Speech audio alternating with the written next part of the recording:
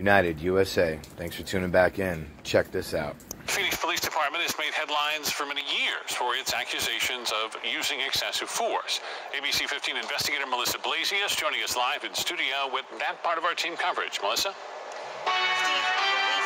And racial bias, deadly clashes with people in mental health crisis, and failing to hold officers accountable. We have heard these claims from people in Phoenix and reported on them for years. So it's hard to ignore now in Washington when Phoenix has more police shootings than any city in the nation. They did so in 2018. Then you start to see viral videos like this, a police officer yelling obscenities and holding a family and kids all at gunpoint, leg sweeping a dad who appears to be compliant. Then the death of Muhammad Muhaimin, a homeless man who was also mentally ill, who died after being pinned face down by multiple officers. Community groups have complained about who gets policed and the force being used, especially after ABC 15 showed Phoenix police were disproportionately holding people of color at gunpoint. This is not okay. 3 out of 4 people that get the gun pulled out on them, demographically, like, it's disproportionate. Like, you are using force, you're using intimidation tactics, and that we need to regulate, like, when do you get to do that, right? Why? Under what circumstances?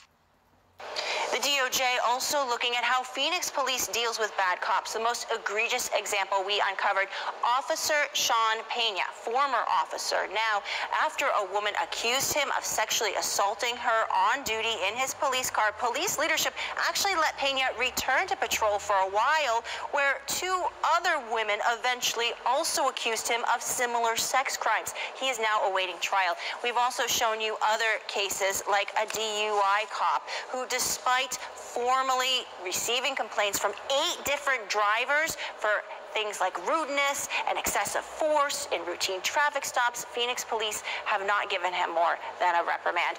Interestingly, less than 2 weeks before the DOJ investigation was announced, Phoenix police did say they fired an officer who was involved in the controversial shooting of an Ahwatukee man back in 2020, and they announced the arrest of one of their own for allegedly assaulting a handcuffed man. So we do occasionally see these issues where officers are being disciplined. However, they usually aren't. Let's just stop that tape right there. Yeah.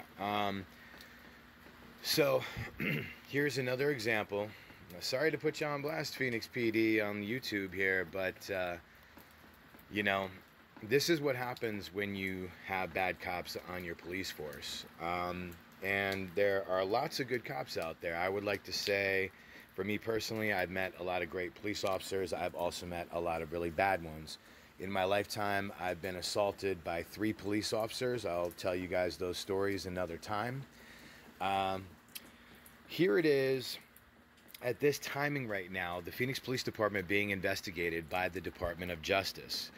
Tragically, right around the timing of Angela Tremonte's death on Camelback Mountain with off-duty police officer Dario Dizdar, another prime example of the Phoenix PD looking out for their own. But all too often, these police officers are not disciplined, and they are right back on the force. Even if they have a paid leave, it's like, oh, here's a few week paid vacation, and come on back when you're ready to stop abusing people. So the problem is that power trip, right? The power trip that they have, and the ego makes a lot of individuals become quite narcissistic and dominant, controlling, manipulative. I mean, we can go down the list.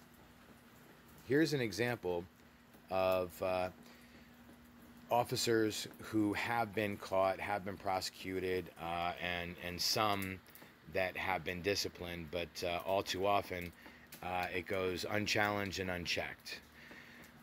As in the case of Officer Dario Dizdar contradicting himself from his original statements to his official statement on record. I count 3 contradictions in his statements. That warrants a justification. I've said it many times in my videos. But no, Phoenix PD doesn't want any more heat because they're already under investigation by the Dept of Justice. And this is where I think that we're going to find our best hope of justice for Angela Tremonte, is filing complaints and writing, emailing the U.S. Attorney's Office, the District Attorney, the Attorney General, Dept of Justice, those would be the entities that would be most likely to launch a separate investigation, as I've been saying, because at this point, they're covering Angela's death up, and it's highly unlikely it'll be reversed at this point, but then at the same time, anything is possible.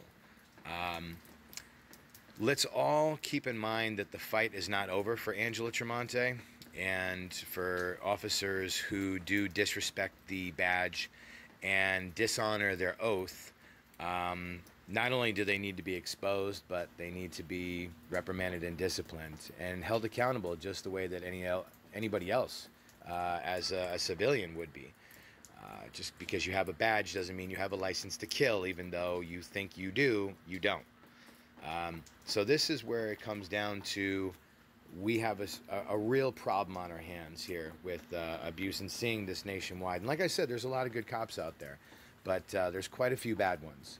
And so those individuals need to be exposed, like Dario Dizdar and the death of Angela Tremonte on July 30th, 2021 on Camelback Mountain, Phoenix, Arizona. Please support United USA 2020 Beyond.